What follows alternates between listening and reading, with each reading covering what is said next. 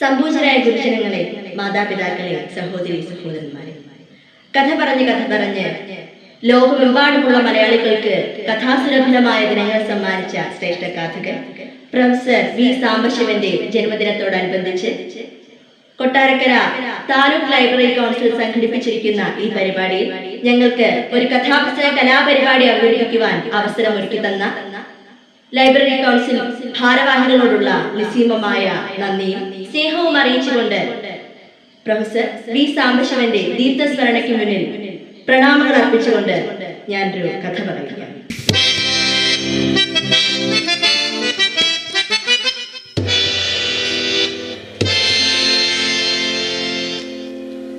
മഹാഭാരത കഥയെ ആസ്പദമാക്കി മാധവിയെ കേന്ദ്ര കഥാപാത്രമാക്കിക്കൊണ്ട് വിശ്വകവി പ്രൊഫസർ ONV കുറുപ്പ് രചിച്ച ചേതോഹരമായ ഒരു കവിതയുടെ കഥാപ്രസംഗാവിഷ്കാരം സ്വയംവർ.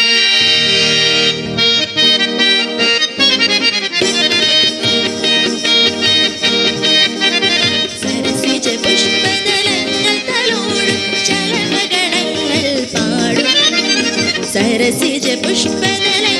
തലോടും ശലഭഗണങ്ങൾ പാടും സരസംഗിനികൾ തെളിനീരാടും സരസ്വതി നദിയോരം സരസംഗിനികൾ തെളിനീരാടും സരസ്വതി നദിയോരം സരസ്വതി നദിയോരം. സരസ്വതി നദീതീരത്തെ വിശ്വാമിത്ര മഹർഷിയുടെ അതിമനോഹരമായ ആശ്രമം വിട്ടു നിൽക്കുന്നു വിശ്വാമിത്ര മഹർഷിയും അദ്ദേഹത്തിന്റെ പ്രിയ ശിഷ്യൻ ഗാലവൻ. ഗാലവ, നീ എന്നിൽ നിന്ന് എല്ലാ വിദ്യകളും സ്വായത്തമാക്കിയിരിക്കുന്നു. ഇനി നിനക്ക് സന്തോഷത്തോടു കൂടി മടങ്ങാം. ഇത് കേട്ട ഗാലവന്റെ മുഖം മ്ലാനമായി. മാത്രവുമല്ല, ദക്ഷിണ നൽകണം മാന്യ ഗുരുവിന്റെ തൃപാദ പത്മം വണങ്ങണം. ദക്ഷിണ നൽകണം മാന്യ ഗുരുവിന്റെ പാദപത്മം വണങ്ങണം. അത്യുന്നതങ്ങളിൽ എത്തുവാൻ ഗുരുനാഥ സിദ്ധികൾ സ്വായത്തമാക്കണം. അത്യുന്നതങ്ങളിൽ എത്തുവാൻ ഗുരുനാഥ സിദ്ധികൾ സ്വായത്തമാക്കണം. ദക്ഷിണ നൽകണം മാന്യ ഗുരുവിന്റെ തൃപാദപത്മം വണങ്ങണം. ഗുരു അങ്ങനെക്ക് യഥേഷ്ടം വിദ്യകൾ പകർന്നു തന്നു. പക്ഷേ ഞാൻ അങ്ങക്ക് ഗുരുദക്ഷിണയൊന്നും നൽകിയില്ലല്ലോ. ഗാലവ, നീ അതിൽ പെടില്ല. യമധർമ്മന് നൽകുവാൻ 100 വർഷക്കാലം ചുടുചോറ് തലയിലേറ്റുന്ന നമ്മെ യഥോചിതം പരിചരിച്ചവനാണെന്ന്. അതുകൊണ്ട് തന്നെ നീ നമുക്ക് ഗുരുദക്ഷിണ തരേണ്ടതില്ല. ഗുരു, എന്തെങ്കിലും ദക്ഷിണ നൽകിയാലല്ലേ ഞാൻ പഠിച്ച വിദ്യകൾ എനിക്ക് സിദ്ധമാവുകയുള്ളൂ. പറഞ്ഞാൽ മനസ്സിലാവില്ലേ? വിശ്വാമിത്രൻ കോപം കണ്ടത്രേ. എന്നാൽ കേട്ടോളൂ, ദേഹമാസകലം ചന്ദ്രപ്രഭയാർന്ന 800 കുതിരകളെ കൊണ്ടുവരിക. പക്ഷേ അതിന്റെ ഒരു കാത് മാത്രം കറുത്തതായിരിക്കണം. ഇത് കേട്ട ഗാലവൻ ഞെട്ടി. ഉടൽ വെളുത്തതും ചെവി കറുത്തതും ചടുലം 800 കുതിരകൾ. ഉടൽ വെളുത്തതും ചെവി കറുത്തതും ചടുലം 800 കുതിരകൾ. ഇവിടെ നിന്നു ഞാൻ നേടുവാനീ കഠിനമെൻ ശിരോരേഖകൾ. ഇവിടെ നിന്നു ഞാൻ നേടുവാനീ കഠിനമെൻ ശിരോരേഖകൾ. കഠിനമെൻ ശിരോരേഖകൾ. വിധിയെ പഠിച്ച് വിലപിച്ച് നടക്കുമ്പോൾ അതാ മുന്നിൽ നിൽക്കുന്നു ആശ്രമത്തിൽ പലതവണ വന്നു പോയിട്ടുള്ള ഒരു താപസൻ. എന്താ ഗാലവ, മുഖത്തൊരു വിഷാദം? ഗാലവൻ നടന്ന കാര്യങ്ങൾ താപസനോട് പറഞ്ഞു. ഗാലവ, ഗുരുദക്ഷിണ നൽകേണ്ടത് ഉചിതം തന്നെ. എന്നാൽ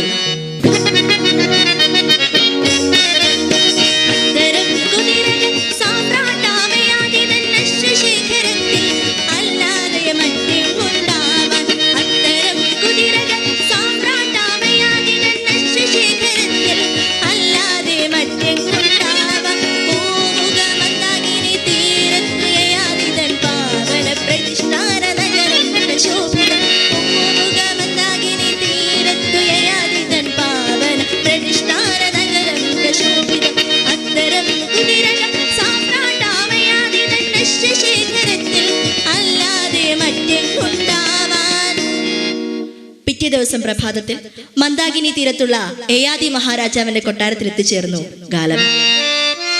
മഹാരാജാവ് മുനി യഥോചിതം സ്വീകരിച്ചു. മഹാരാജൻ, നാം എത്തിയിരിക്കുന്നത് ഒരു മുനിയായിട്ടല്ല, ഒരു ഭിക്ഷുവായിട്ടാണ്. കാര്യമറിഞ്ഞ യയാതി മഹാരാജാവ് നിസ്സഹായനായി. മുനിവര്യ, അങ്ങ് വിശ്രമിച്ചാലും നാളെ നമുക്ക് സഭയിൽ വെച്ച് കാണാം. നേരം പാതിരായെടുക്കുന്നു. രാജാങ്കണങ്ങളും രാജവീഥികളുമെല്ലാം ഗാഠനിദ്രയിൽ അമർന്നു കിടക്കുന്നു. എല്ലാവരും ഉറങ്ങുന്നു എന്ന് പറയുന്നത് ശരിയല്ല. യയാതി മഹാരാജാവ് ഉറങ്ങിയിട്ടില്ല. അദ്ദേഹം അന്തഃപുരത്തിൽ അങ്ങോട്ടും ഇങ്ങോട്ടും നടക്കുകയാണ്. ഇത് കണ്ട മഹാറാണി ദേവയാനി ചോദിച്ചു, മഹാരാജൻ, അങ്ങക്ക് എന്ത് പറ്റി? എന്താണ് അങ്ങ് ചിന്തിക്കുന്നത്? ദേവയാനി, നാളെ രാജ്യസഭയിൽ എന്ത് പറയണം, എന്ത് ചെയ്യണമെന്ന് ആലോചിക്കുകയായിരുന്നു. സഹായം അഭ്യർത്ഥിച്ച് വന്നവർക്ക് ആർക്കും ഇന്ന് ഇവർ വെറും കൈയോടെ മടങ്ങേണ്ടി വന്നിട്ടില്ല. അതിനെന്താ ഇത്ര ചിന്തിക്കാൻ? അങ്ങയുടെ മകൾ മാധവി സുന്ദരിയല്ലേ? സൗന്ദര്യത്തിന്റെ കാര്യത്തിൽ അവൾക്ക് തുല്യം മറ്റാരാണുള്ളത്?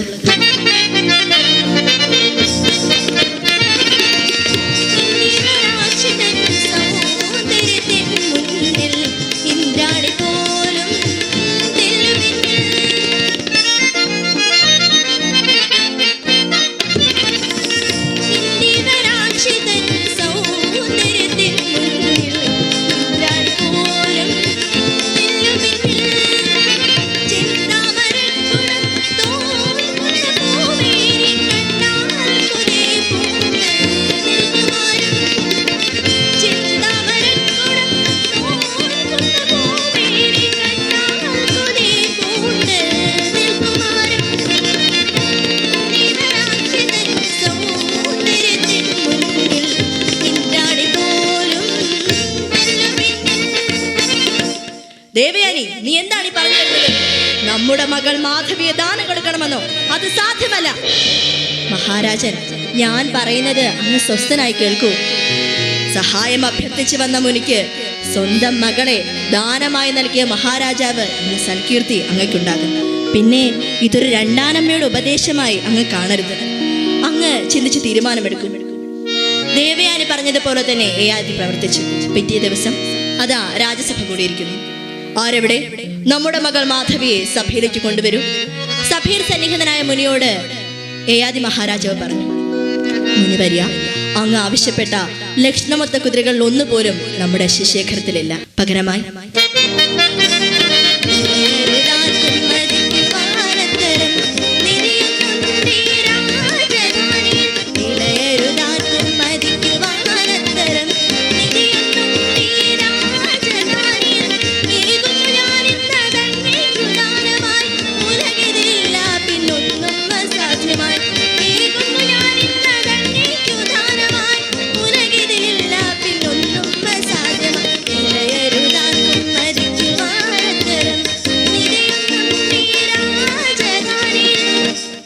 നമ്മുടെ മകൾ മാധവിയെ ഞാൻ അങ്ങയ്ക്ക് ദാനമായി നൽകി.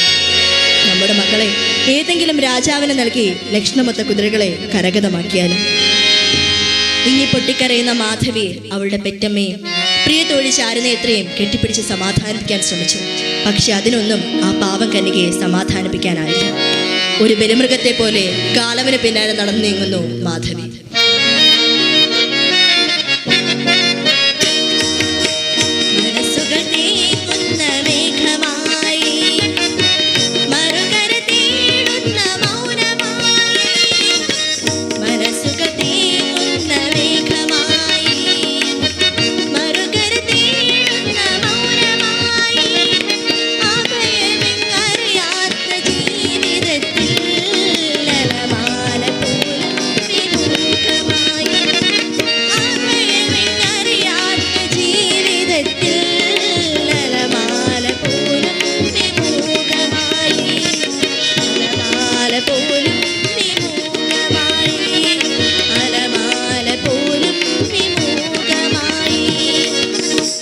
അവർ നടന്ന് ഒരു വനത്തിലെത്തിച്ചേർന്നു. ഗാലവൻ പറഞ്ഞു, മാധവി, നമുക്ക് ഇന്നിവിടെ കഴിയാം. മാധവി നോക്കി മേൽക്കൂരയില്ലാത്ത ഇടിഞ്ഞു വീഴാറായ ഒരു പർണക്കുടീരം. മാധവി അകത്ത് കിടന്നു, ഗാലവൻ പുറത്തു. പൂർണ്ണചന്ദ്രപ്രഭ അവളുടെ മുഖത്തടിച്ചപ്പോൾ അവളുടെ സൗന്ദര്യം 10 മടങ്ങ് വർദ്ധിച്ചു. മാധവി ഉറങ്ങി. എന്നാൽ പുറത്തിറക്കം വരാതെ അസ്വസ്ഥനായി കിടക്കുന്നു ഗാലവൻ. അയാൾ എഴുന്നേറ്റു.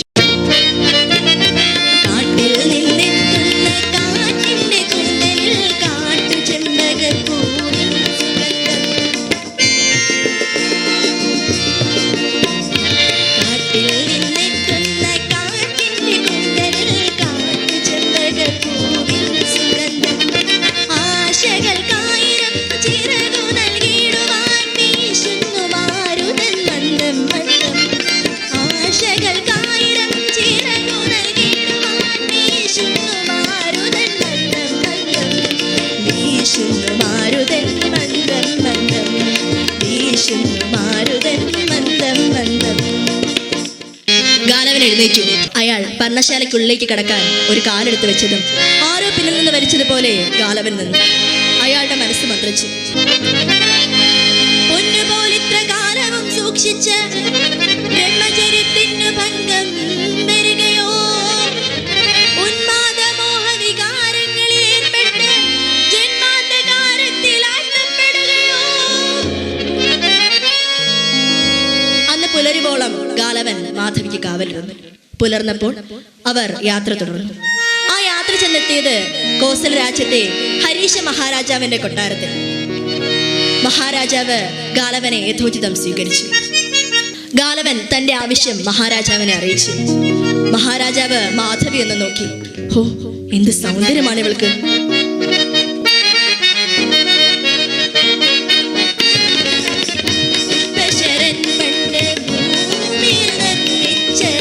ശില്പമാണോ തൽപ്പമാണോ?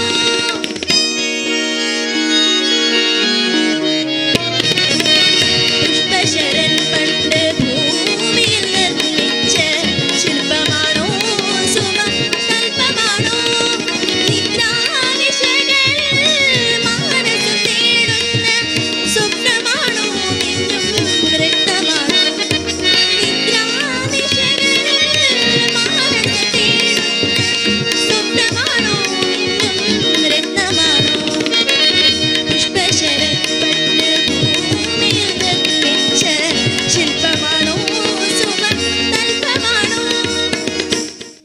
ആരെവിടെ? ദേഹമാസകലം വെളുത്തതും ഒരു കാത് മാത്രം കറുത്തതുമായ 800 കുതിരകൾ നമ്മുടെ അശ്വശേഖരത്തിലുണ്ടോ എന്ന് നോക്കി വരൂ. അശ്വാലയത്തിലേക്ക് പോയ പരിചാരകൻ മടങ്ങി വന്ന് പറഞ്ഞു. മഹാരാജൻ, ഇത്തരം ലക്ഷണമൊത്ത 200 കുതിരകൾ മാത്രമേ നമ്മുടെ അശ്വശേഖരത്തിലുള്ളൂ. ഇത് കേട്ട മഹാരാജാവിന്റെ മുഖം മ്ലാനമായി. മുനിവര്യ, അങ്ങ് 200 കുതിരകളെ സ്വീകരിച്ചുകൊണ്ട് മാധവിയെ 1 വർഷക്കാലത്തേക്ക് നമുക്ക് വിട്ടുതരിക. മഹാരാജാവ് പറഞ്ഞതുപോലെ മാധവിയെ 1 വർഷക്കാലം രാജാവിന് നൽകിയിട്ട് അതാ നടന്നു നീങ്ങുന്നു ഗാലവൻ. സഹൃദയരെ, 5000 വർഷങ്ങൾക്ക് മുമ്പ് വേദവ്യാസനാൽ വിരചിതമായ മഹാഭാരതത്തിൽ പറഞ്ഞിരിക്കുന്നു സ്ത്രീയെ ആദ്യമായി വിൽക്കപ്പെട്ട കഥ. ഇന്ന് ലോകമെമ്പാടും ഇത് സംഭവിച്ചുകൊണ്ടേയിരിക്കുന്നു. സ്ത്രീ വിൽക്കപ്പെടുന്നത് ചരിത്രത്തിന്റെ തുടർക്കഥയായിക്കൊണ്ടിരിക്കുന്നു. ഇവിടെ ഇതാ താൻ 1 വർഷത്തെ പണയവസ്തുവാണെന്ന് അറിഞ്ഞപ്പോൾ മാധവി വിങ്ങിപ്പൊട്ടി. അന്ന് രാത്രി അന്തഃപുരത്തിലെത്തിയ മഹാരാജാവിനോട് അവൾ കാര്യം അന്വേഷിച്ചു. ഞാൻ കേട്ടത് സത്യമാണോ? സത്യമാണ് മാധവി. പക്ഷേ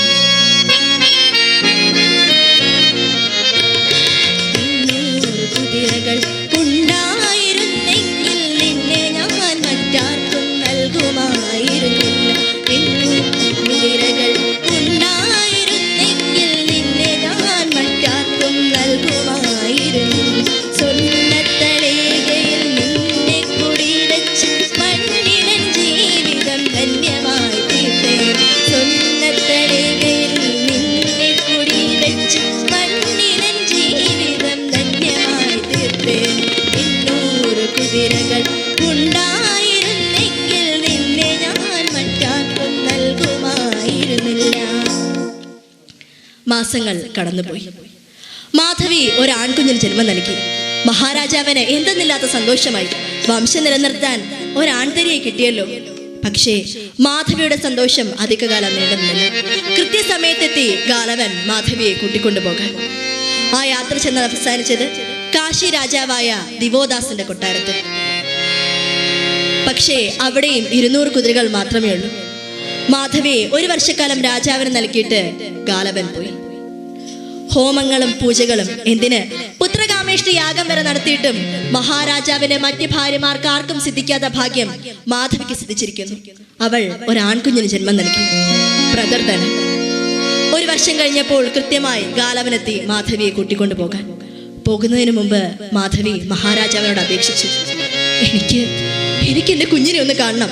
സാധ്യമല്ല, അതിന് മാത്രം നിനക്ക് അവകാശമില്ല. ഇത് കാശി രാജാവിന്റെ പുത്രനാണ്. ഇത് കേട്ട മാധവി വിതുമ്പിക്കരഞ്ഞു.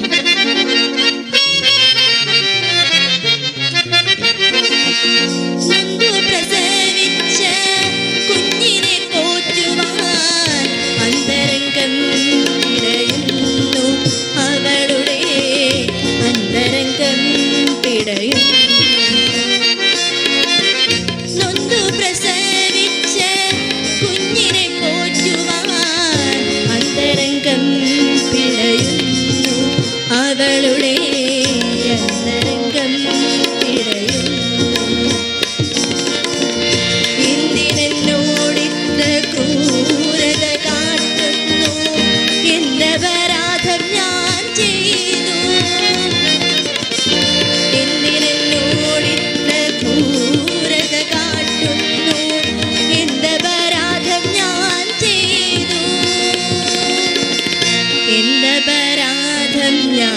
ചെയ്തു.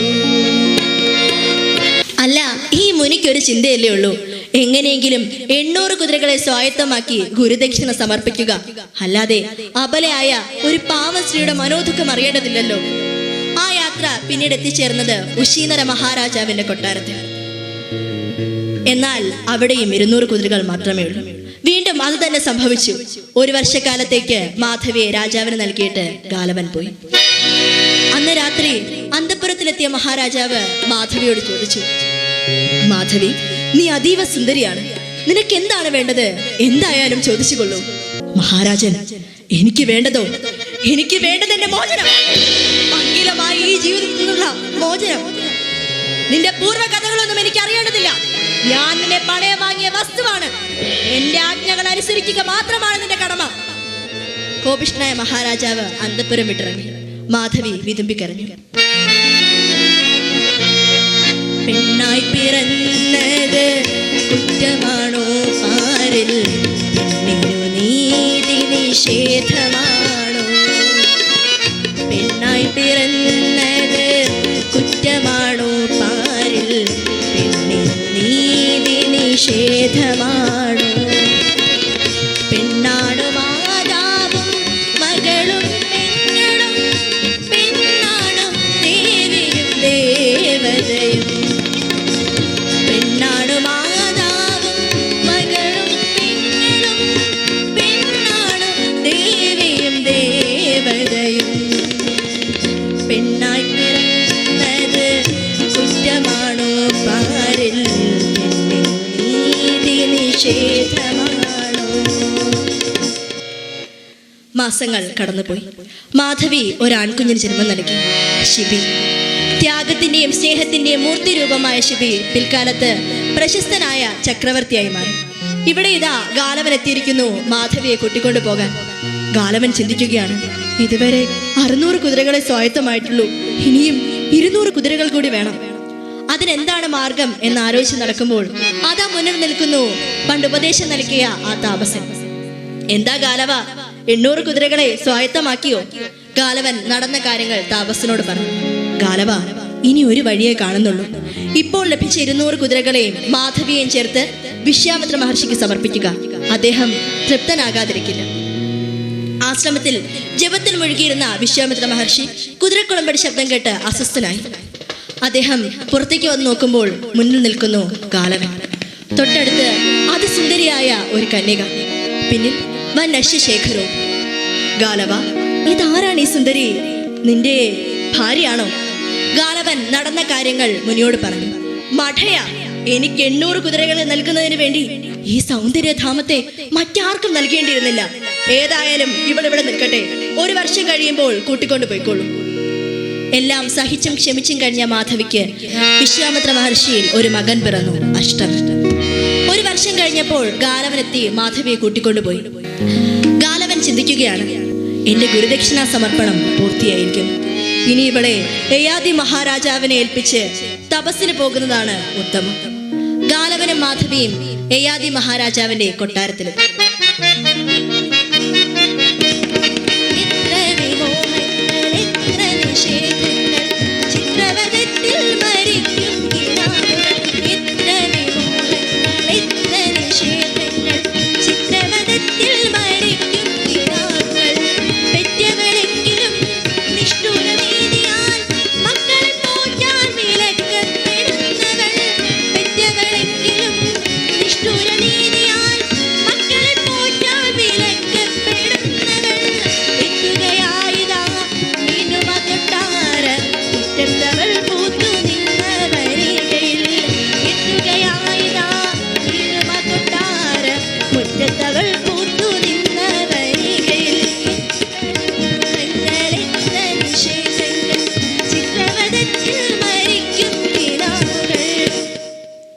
യയാതി മഹാരാജാവ് നോക്കുമ്പോൾ മുന്നിൽ നിൽക്കുന്നു ഗാലവൻ, പിന്നിൽ തന്റെ പ്രിയപുത്രി മാധവി. മുനിവര്യ, അങ്ങ് ഏത് രാജാവനാണ് എന്റെ മകളെ നൽകി കുതിരകളെ സ്വായത്തമാക്കിയത്? ഗാലവൻ പറഞ്ഞ കാര്യങ്ങൾ കേട്ട യയാതി മഹാരാജാവിന്റെ മുഖം കോപം കൊണ്ട് ചുമന്നു. ഗാലവ, നിങ്ങളൊരു മുനിയല്ലായിരുന്നുവെങ്കിൽ നിങ്ങളുടെ ശിരസ് ഇവിടെ കിടന്ന് പിടഞ്ഞേനെ. പോയിക്കൊള്ളൂ. യയാതി മഹാരാജാവ് മകളെ കെട്ടിപ്പിടിച്ച് വിലപിച്ചു. ദിവസങ്ങൾ കടന്നുപോയി. മഹാരാജാവ് മകളുടെ സ്വയംവരം നിശ്ചയിച്ചു. സ്വയംവരത്തിൽ പങ്കെടുക്കുവാൻ പല രാജ്യത്തു നിന്നും രാജാക്കന്മാർ എത്തിച്ചേർന്നു. മന്ത്രോച്ചാരണങ്ങൾ മുഴങ്ങി, ഹോമാഗ്നി ജ്വലിച്ചു. അതാ കയ്യിൽ വരണമാല്യവുമായി സഭയിലേക്ക് കടന്നു വരുന്നു തലകുനിച്ച് മൂകയായി മാധവി. അവൾ സഭയിൽ വന്നിരിക്കുന്ന രാജാക്കന്മാരെ ഒന്ന് നോക്കി. നാണം കെട്ട വർഗം, അവൾ ചോദിച്ചു. പുരുഷകേസരിമാരെ നിങ്ങൾ പൗരുഷമുള്ളവരാണോ? പുരുഷകേസരിമാരെ നിങ്ങൾ പൗരുഷമുള്ളവരാണോ? പെണ്ണെന്നുള്ളൊരു വസ്തു നിങ്ങളുടെ കണ്ണിനു കൗതുകമാണോ? പെണ്ണെന്നുള്ളൊരു വസ്തു നിങ്ങളുടെ കണ്ണിനു കൗതുകമാണോ? നിങ്ങളുടെ കളിപ്പാവയാണോ? നിങ്ങളുടെ കളിപ്പാവയാണോ? എന്നെ വിവാഹം കഴിക്കുവാൻ വന്നിരിക്കുന്ന രാജാക്കന്മാരെ, നിങ്ങൾക്ക് എന്നെ അറിയുമോ? ഈ ഇരിക്കുന്ന 3 രാജാക്കന്മാരുടെ ഒരു മാമുനിയുടെ ഭാര്യയായി 4 വർഷം കഴിഞ്ഞവളാണ് ഞാൻ. 4 മക്കളുടെ അമ്മ. ഇനിയും നിങ്ങൾക്ക് എന്നെ വിവാഹം കഴിക്കണമെന്നുണ്ടോ? നാരിയെ പൂജിക്കുക എന്ന മന്ത്രം ചൊല്ലി അവളെ അപമാനിക്കുന്ന പുരുഷ മേധാവിത്വമേ, ലോകത്ത് ഒരു സ്ത്രീയോടും ഇത്ര ക്രൂരത കാട്ടരുതേ. മതിയായി, എനിക്ക് ഈ ജീവിതം മതിയായി. അവൾ കയ്യിൽ നിന്ന് വരണമാല്യം പിച്ചിച്ച് ദൂരേക്ക് എറിഞ്ഞു. അവൾ എരിയുന്ന ഹോമാഗ്നിയിലേക്ക് എടുത്തു ചാടി. ആ ശരീരം അഗ്നി ഏറ്റുവാങ്ങുമ്പോൾ നമുക്ക് കേൾക്കാം. മനുഷ്യനെ ഹോമപ്പുകയിൽ മറയ്ക്കും തപോധനന്മാരെ, മനുഷ്യനെ ഹോമപ്പുകയിൽ മറയ്ക്കും തപോധനന്മാരെ, അവരുടെ ചന്ദനമെതിയടി കഴുകും മഹാനൃപന്മാരെ, അവരുടെ ചന്ദനമെതിയടി കഴുകും മഹാനൃപന്മാരെ. തിരുത്തിയെഴുതുക നിങ്ങൾ ചിരായുഗ നിരുദ്ധ നീതികളൊന്നായി, തിരുത്തിയെഴുതുക നിങ്ങൾ ചിരായുഗ നിരുദ്ധ നീതികളൊന്നായി, മനുഷ്യനെ ഹോമപ്പുകയിൽ മറയ്ക്കും തപോധനന്മാരെ, അവരുടെ ചന്ദനമെതിയടി കഴുകും മഹാനൃപന്മാരെ. സഹൃദയരെ, സ്ത്രീ വിമണന ശൈലി ചരിത്രത്തിന്റെ തുടർക്കഥയാകുമ്പോൾ മാധവി വർത്തമാനകാല സത്യമാകുന്നു. അഭിവാദ്യങ്ങൾ.